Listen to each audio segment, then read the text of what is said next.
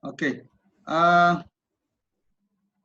Sekarang ni kita sambung kepada apa ni? Allah, yang dia buat. Okey, kita akan sambung kepada apa yang keluar ni.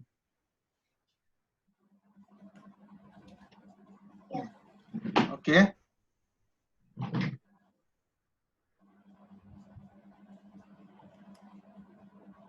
Okey, tadi saya dah mengatakan bahawa apa ni, kalau kita tak nak gunakan message sendiri, contoh di sini kita akan keluar, contoh kalau ada exception, kita akan keluarkan dengan menggunakan message kita sendiri.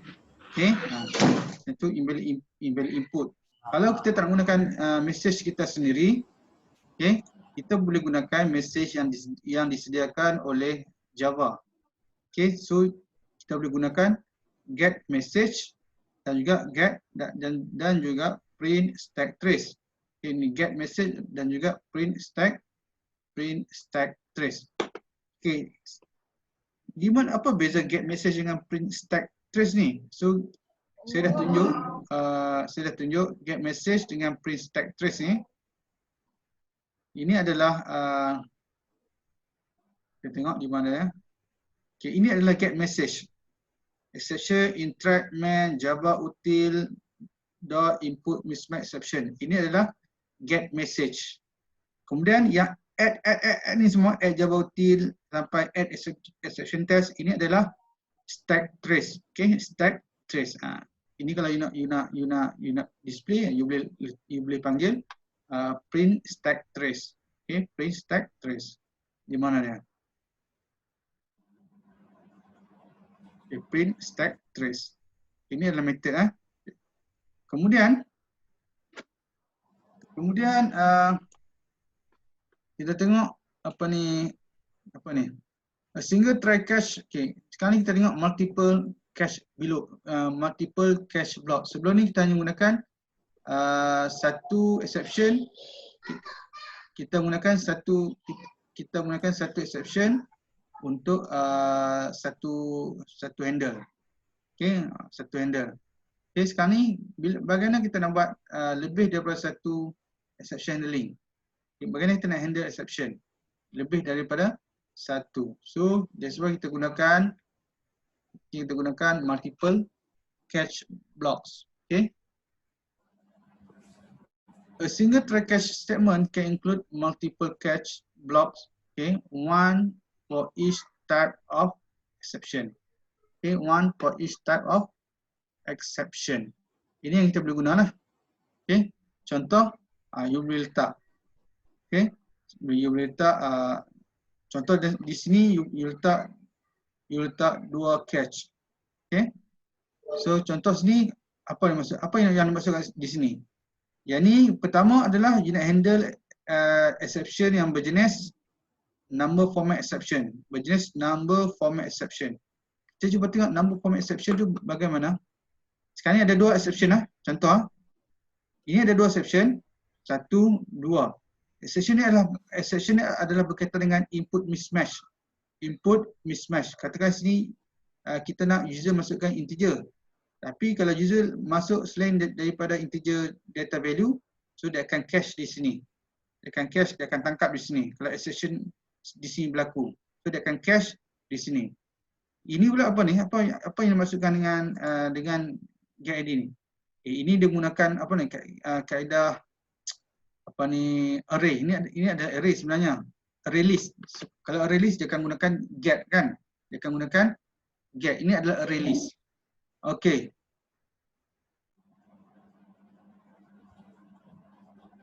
Ini digunakan apa ni? Array list. ID ni menunjuk kepada nilai indeks. Okey, sebab kalau you belajar array list, you mesti ingat, so get ni adalah metod yang digunakan untuk nak mendapatkan ataupun nak merujuk kepada indeks yang tertentu. Okey, so kalau indeks ni adalah lebih daripada size array, so dia akan pergi ke mana? Dia akan pergi ke sini. Array index out of bound exception. So ada dua exception kat sini. Exception handling. Ada dua exception handling yang di sini. Pertama dari segi number format exception kat sini. Kemudian array index out of bound. di mana? Yang merujuk di sini. Saya ulang dia, number format exception akan handle exception yang berlaku di mana? Di integer.parse ini. Kemudian array index out of bound exception, dia akan handle exception bagi yang di sini. Okey, bila menggunakan array list. Okey. Contoh sini, kita cuba tengok number format exception dengan array index out of bound. Di mana? Okey. Apa tadi kita gunakan apa yang kita gunakan? Array index out of bound, array index out of bounds. Satu lagi, saya tak ingat.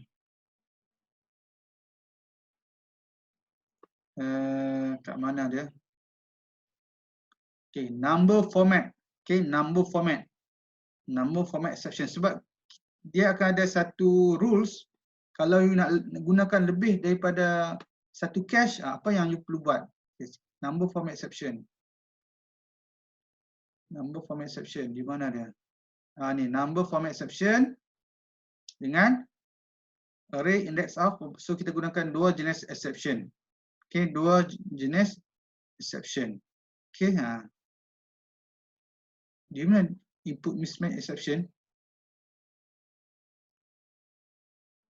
Arithmetic. Okay, ni input mismatch exception. Okay, tapi sekarang digunakan number format exception. Okay, so digunakan dua. So bermaksud kalau dia berada pada level yang sama, tidak ada masalah sebab ini pun subclass kepada yang ini. Index of bound pun adalah subclass kepada index out of bound. So kita tengok dulu. Kita tengok dulu.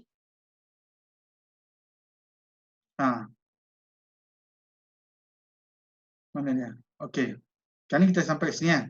Okey, kaedah untuk kita nak buat kita nak handle exception. Tapi you kena ingat untuk try block kena letak open curly brace dan close curly brace.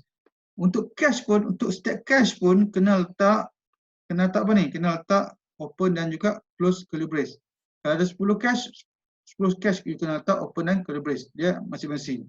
Okey. Ini contoh ni kita akan buatlah. Kemudian ini kaitan dengan multiple, apa ni saya tak nampak ni. Okay, multiple cache control flow. Okay, multiple cache control flow. Saya letak di mana saya letak? Okay, letak sekejap sini. Okay. Ini adalah exception. Dan ini adalah apabila keadaan tidak berlaku exception. So untuk exception di sini, contoh di statement apa? Contoh assume T statement 3, ini adalah statement 3. Statement 3 throws an exception and catch. Bila ada exception, dia akan throws. Okay, sekali lagi bila ada exception, program akan throws objek bagi exception tersebut. Bila objek itu telah di-throw, pulanglah you nak cache objek tersebut. Faham? Saya ulang balik. Bila berlaku exception, program akan throw atau lempar objek bagi jenis exception tersebut. Bila objek itu dilempar, so you kena handle objek tersebut. Yang nak handle tu yang kena yang apabila nak handle tu, you all kena ada cache. Okay, cache untuk nak menangkap objek tersebut. Okay, throws an exception and cache is the matching cache block. Tengok contoh bila statement 3 ni ada exception, kemudian programmer dia akan handle exception bagi statement 3 ni. So dia akan handle di mana? Cache block 3. So bermaksud apa yang masukkan di sini? Okay, cache block 3 ni dibuat untuk handle exception pada statement 3. Saya ulang balik Saya ulang semula. Cache block 3. Kita tahu cache ni untuk kita nak handle exception yang berlaku. yang berlaku di dalam try block. So cache block 3 ni digunanya untuk handle exception yang berlaku pada statement 3. So bila statement 3 berlaku exception, okay, so dia akan terus pergi ke cache block 3. Kemudian setelah tu dia akan terus pergi ke next statement. Maksud cache-cache yang lain dia tak akan buat. Okay, dia tak akan buat sebab okay, bila berlaku exception dia akan tengok ada tak exception handling untuk nak handle statement 3 ni. So bila ada, so dia akan pergi ke sini, cache block 3. Lepas tu dia akan terus keluar.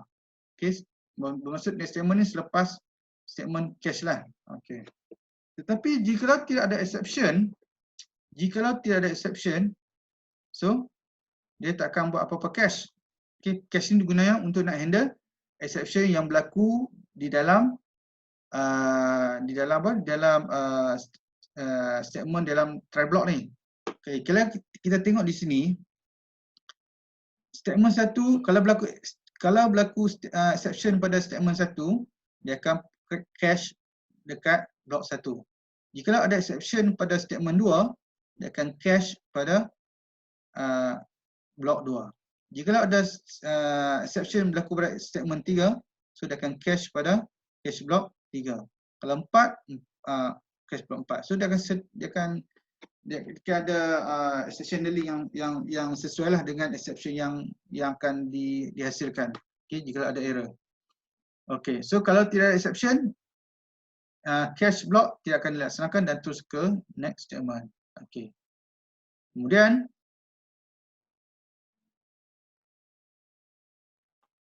okay, only one cache block get control. Okay, the first block that match the type of the exception. Okay, so dia akan match. Kalau segmen 3 ni adalah input mismatch, so dia akan pergi ke input mismatch exception handling. If no cache block match the exception, jika tak match mana-mana ni exception, none is picked. Okay, none is picked. Okay, just as if there were no try block. Okay.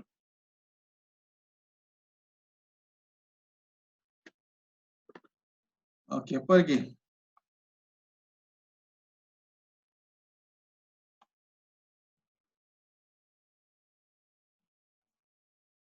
Okay, the most ini apabila kita ada multiple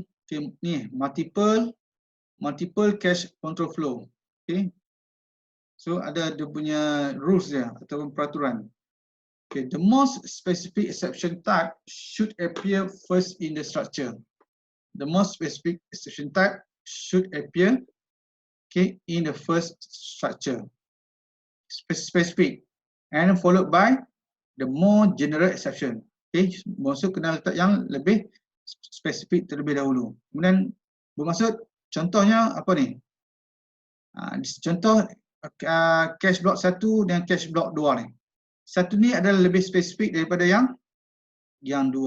Ataupun kita buat 1 dengan 4. Satu ni adalah lebih spesifik daripada yang 4. 4 ni adalah more general daripada cache block 1.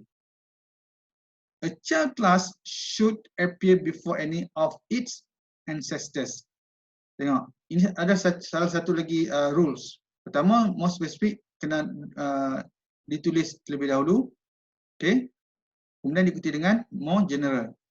A child class should appear before any of its ancestors if class A is not an ancestor or descendants of class B, then it does not matter which appear first. Okay, saya nak tulis contoh yang lain. Ini contoh ya. Kalau ada hubungan antara superclass dengan subclass kena ditulis dulu. Contohnya, the following is wrong. The following is wrong. Sebab apa? Bila kita tengok jadual, sekarang kita tengok exception. Exception ni adalah superclass kepada arithmetic. Okay, saya ulang balik. Following kaedah ni adalah salah. Disebabkan kalau ikut sini peraturannya, a child class should appear before any of its ancestor. Should appear before its apa ni? Ancestor ni boleh jadi superclass lah. Okay, boleh jadi superclass. So exception ni adalah superclass kepada arithmetic exception. Sepatutnya arithmetic exception kena muncul dahulu. Sepatutnya arithmetic exception kena dibuat dulu, kemudian barulah diikuti dengan exception. So kita tengok sini, exception dengan arithmetic exception. Exception dengan arithmetic exception. Tengok sini. Okay, exception dan arithmetic. Kita tahu arithmetic exception ni adalah subclass kepada exception, and exception adalah superclass kepada arithmetic exception. So sepatutnya arithmetic exception perlu ditulis terlebih dahulu. Sepatutnya kita buat arithmetic exception, dan lepas tu barulah kita akan buat exception. Okay. If class is not an ancestor, bermaksud tidak wujud antara superclass dan subclass, okay, then it does not matter which appear first. Okay, tidak ada masalah. Okay. Contohnya apa ni? Cuba kita tengok. Number form exception dengan arithmetic exception. Number form exception kat mana ni? Kalau tak nampak ni. Number form exception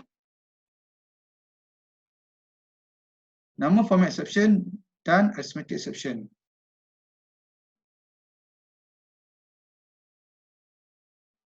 Di sini. Number form exception ni adalah subclass kepada illegal argument exception. Okay, exception. Kemudian arithmetic exception ni adalah, okay, kita tengok number form exception adalah subclass kepada illegal argument exception. Tetapi dan arithmetic exception ni tidak ada subclass, dan dia adalah subclass kepada runtime exception. So arithmetic exception dan juga illegal argument exception ni adalah subclass kepada runtime. So maksud dalam kes ni, number form exception pun dia adalah subclass kepada runtime exception. So sekarang kita tengok hubungan antara number form exception dengan arithmetic exception. Adakah number form exception ni adalah subclass kepada arithmetic exception? Tidak kan? Dia tidak. So kalau ikut sini, maksudnya mana dia? An ancestor or descendant of, if class A is not ancestor or descendant of class B, then it does not matter which appear first. So tak ada masalah lah. Tidak ada masalah. Okay, tidak ada masalah sebab number form exception dia bukan subclass kepada arithmetic exception. Arithmetic exception ni bukan subclass kepada number form exception. So you all boleh letak mana-mana lah. Sama ada letak arithmetic exception pun boleh, ataupun letak number form exception pun boleh. Okay. Tapi bila you buat runtime exception dengan arithmetic exception, for sure you kena buat arithmetic exception terlebih dahulu. Kemudian diikuti dengan runtime exception sebab arithmetic exception ni adalah subclass kepada runtime exception. So you kena tengok dari segi hubungan antara superclass dan subclass. Okay. Okay, kemudian